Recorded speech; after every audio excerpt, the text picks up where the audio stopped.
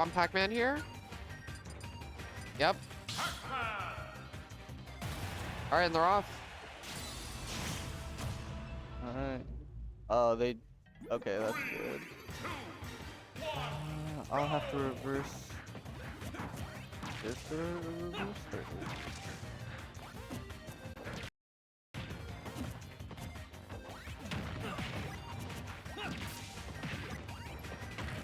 Alright, so we're gonna have Pac-Man versus Chrom going round 1. Good grab. All right, pretty good start here for Stickless. Oh, they didn't set this up so we could hear game volume. Oh yeah. We'll figure that out after the set. I don't want to mess with anything. Oh, good bell. Almost gets it. Alright, so already 121 on ArmaldoSoldier. That Oh. being said, Pac-Man at 80, and we know how heavy Chrom can hit, but he's got the key. Doesn't get much off it. Yeah. Gets a little bit of shield pressure though.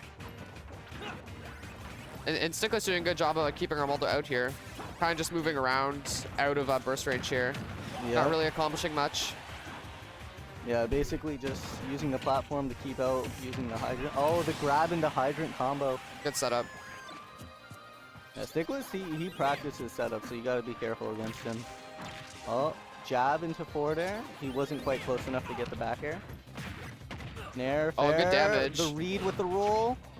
Up air waits. I like that he waits because he wanted to maybe get a air dodge read. Oh, gets a behind hit. The dare, 71% It's on ready the to combo second off of it. stock. Oh, jumped into it. Stickless has really good awareness when it comes to like setups and like, for example, like if something hits behind him, he's like ready to combo. So extremely good situational awareness.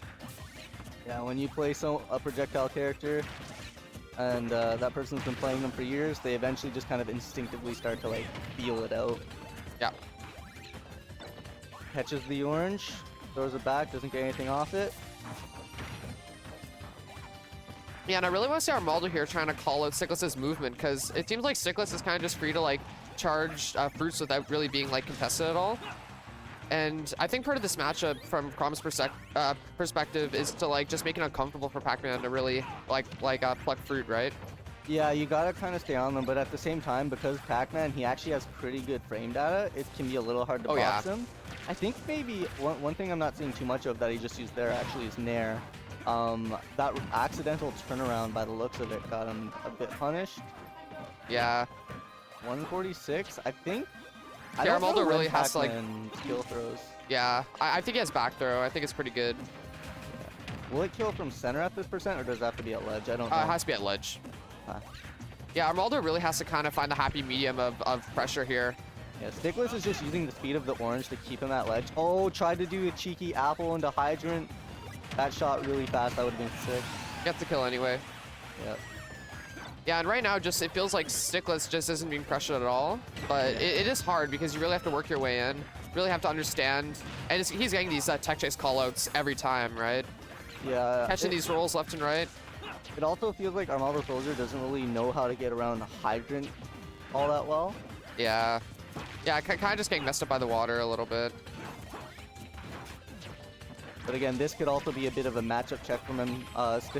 Yeah, we don't have a whole is. lot of Pac-Mans around. Oh, up thrown to Melon. I love that combo. I'm not gonna lie. Yeah, and Stickless is kind of able to find the shields and like grabs and stuff. Kind of just downloaded the way that Armaldo's approaching this matchup.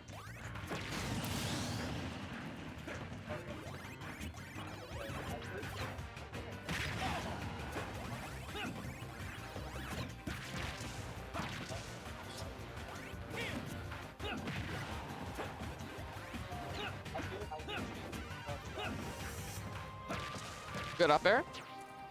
Gets a few. Pardon, sorry?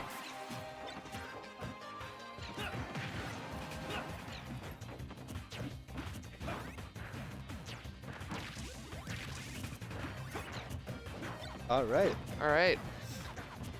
So yeah, so we're in game 1 right now. pretty sizable lead for Stickless.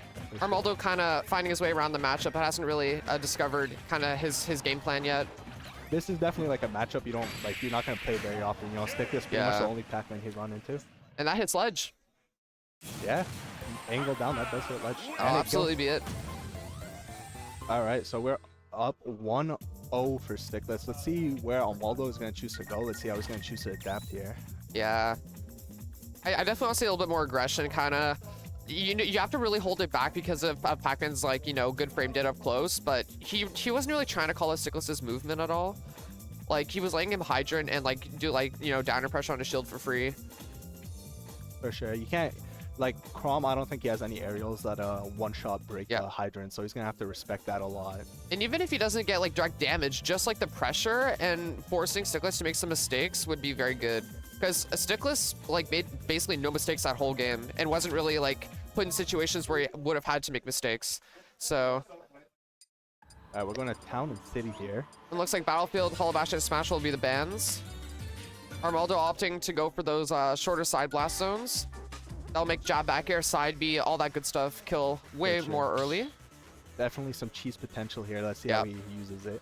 But on the other hand, though, Bell into forward smash will kill extremely early. That is true. And we know Pac-Man's final smash forward smash will be definitely a factor in this. Chrom does definitely want to play really aerial here, so that Bell may not come into play very often. Yep. I also don't. I don't know about the stage choice too, because Pac-Man likes a bigger stage, right? So you can have more space to kind of control. And right now, Stickless has all the space in the world to just, do kind of what he wants in terms of zoning. Right, and like, he really has to space out these areas. He's trying to get really close, and like he's just getting boxed out here. Yeah.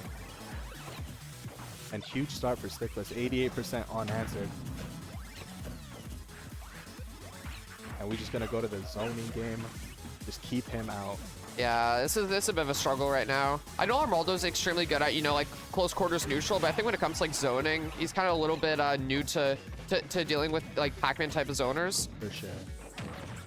And I'm sure, like I said, he hasn't really played a Pac-Man, so. Yeah, and Stickless is kind of pulling out a lot of setups too that like Armaldo's probably never seen before. For sure.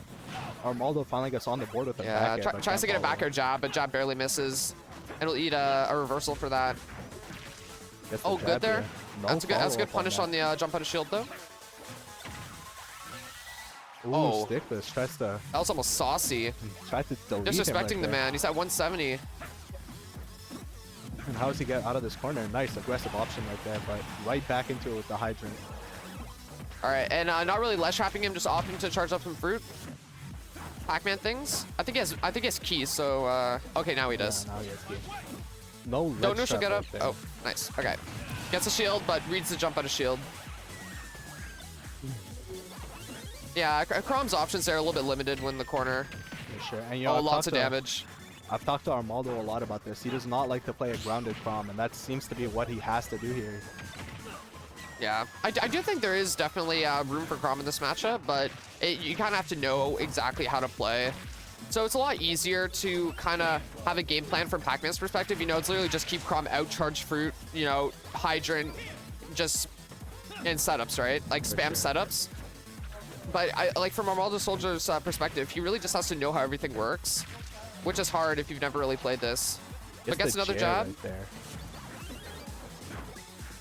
And Armaldo kind of opting to use a lot of what I call secondary aerials. So that's, landing with a forward air, like down tilting a shield, and then jabbing, right? So he'll go for like a secondary attack, and he's catching Stickless jumping on his shield a lot. So it's definitely a very good option against zoners like Pac-Man that want to jump and throw hydrant. But yeah. Grab gonna rob the stock right there. What percent was he at? Was he at like 80 there? Yeah, he was 99 after the hit. So Tao not doing him any favors here. He does get the up smash out of shield. Catches Stickless being a bit too aggressive right there, but with this lead, he can definitely afford to be aggressive. And I also want to see him up out of shield. I think you can up those rising forward airs because that's surely not that safe. He definitely can, but maybe he doesn't see it, maybe he doesn't believe in it. But... Oh, or it is a very big commitment, so maybe like I think up air out of shield covers that. But definitely trying out of shield because Stickless isn't playing very safe up close. So he's kind of being like a little bit like I don't want to say sloppy, but kind of not really like landing everything, you know, and spacing everything perfectly. But he doesn't have to because Armaldo's not really giving him reason to, right? Kind of like we talked about before. Got to kind of put some fear into Stickless here. Yeah, for sure. And that hydrant, like we were talking about, it just like yeah, and then he's this is very respecting difficult it. here. And he gets the up B out of there. No punish with the grab attempt right there. And Bell is on the field, but Armaldo misses the tech, and that's gonna cost him the game, cost him the set. Hard fought for sure, but Stickless seemed to be very comfortable in that matchup. He seemed to know what he was doing. And oh yeah, he's played Whisker and myself many times, so he knows how to play